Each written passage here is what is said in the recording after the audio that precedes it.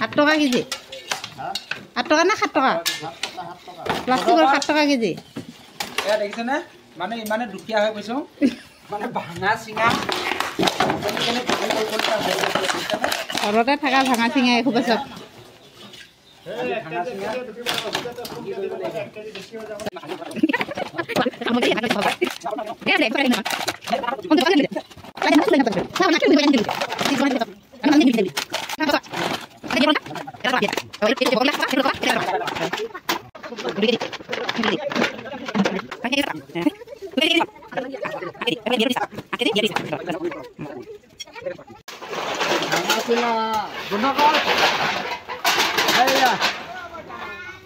ভাঙা চিঙা কি মানে বিক্ৰী কৰি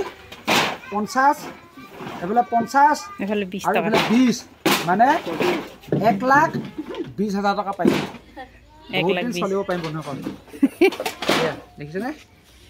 এয়া 1,20,000 এই খাবা বেছি বিস্কুট এপেকেট আনিছো আৰু পইচা কিমান খৰচ হৈছে জানেনে